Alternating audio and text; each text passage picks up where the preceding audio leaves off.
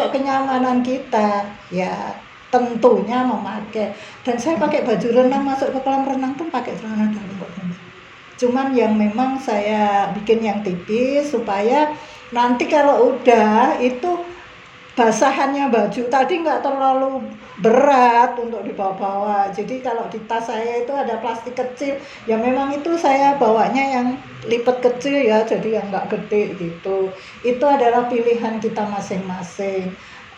Kalau untuk belinya di mana itu tergantung kekuatan masing-masing. Nah, Mak ini untuk yang kebetulan punya hobi berenang tuh. Iya.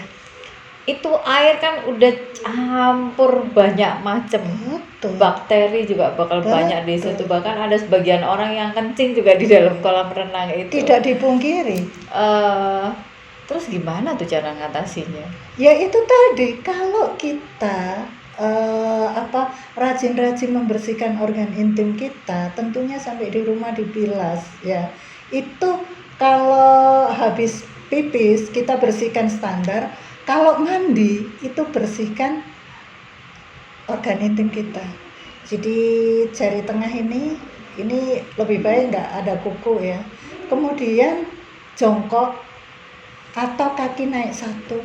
Kemudian kita masukkan dan sampai menyentuh seperti rasanya yang seperti hidung. Nah itu di organ intim kita itu ada. Serviksnya seperti ini dalam kondisi tertutup ya. Iya, benar. Nah itu kita bersihkan, kemudian kayak ngupil. Iya. Kayak ngupil. Itu biasanya ada lendir di sini. Betul. Nah itu diguyur aja sedikit airnya, gini, kemudian dimasukkan lagi. Jadi apa sih gunanya cebo? Itu kan hanya menghilangkan sisa-sisa pipis yang ada di sekitar. Lah kalau mau sak kamar mandi digebyur ya enggak apa-apa. Tapi dengan sedikit itu pun sudah bisa bersih. Dan aku lakukan itu. Nah, kadang-kadang gini Bunda, kan ngeri ya. Masa jari segini besar masuk ke dalam organ intim? Saya tanya, yang biasanya masuk nggak sampai segini kan? Nah, agak ngeri nih penjelasannya. Ini berdasarkan pengalamanku ya. Kemarin juga aku rajin pap smear, terus aku juga sudah suntik vaksin ya. Udah suntik vaksin itu 3 kali dan aku juga mendapatkan keterangan dari dokternya cara untuk membersihkan organ intim dan segala macam. Dan apa yang Mak Riri sampaikan itu aku praktekkan setiap kali aku habis pipis. Jadi tiap kali habis pipis aku pasti lakukan itu untuk memastikan bahwa bersih dari lendir dan segala macamnya sampai di bagian-bagian dalam. Jangan dikira bahwa air kamar mandi itu bersih bersih banget loh ya. Pengalaman orang-orang yang pada umroh dan haji itu jadi keputihan, itu banyak loh. Dan ternyata setelah diedukasi seperti itu, cebok yang benar, itu mereka menjadi berkurang keputihannya. Nah, berarti cara membersihkan ini sudah mendunia. Benar-benar.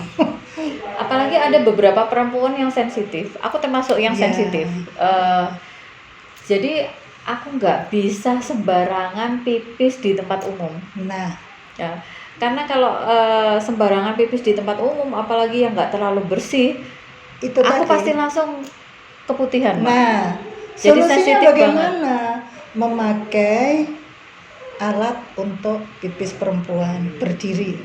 Memang tidak dianjurkan ya, tapi boleh juga karena keadaan darurat. Itu ada corongnya, kemudian dicuci air bersih seperti yang saya bilang kemarin. Tapi aku begini, jadi aku kemana-mana harus bawa antibiotik, Mak.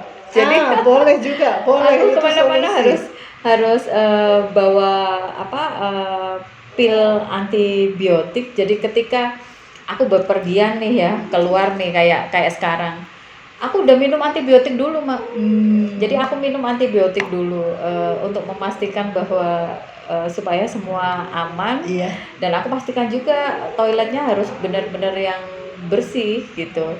Itu udah puluhan tahun aku lakukan. Sekarang kalau di perjalanan kemudian adanya di situ, ya masa pempresan.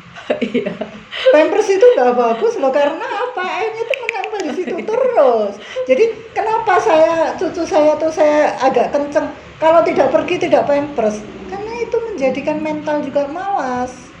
Selain apa ya, resiko seperti itu. Nah kalau sekarang sudah mulai adanya vaksin ya, tadi Bunda kan sudah vaksin. Sebaiknya vaksin HPV atau Human Papilloma Virus itu kapan sih dilakukan? Sebaiknya ketika masih perawan. Aku udah nikah sih itu. Nah, kalau sudah nikah, 8 tahun lalu. kalau sudah pernah berhubungan ya, saya nggak tanya nikah kapan.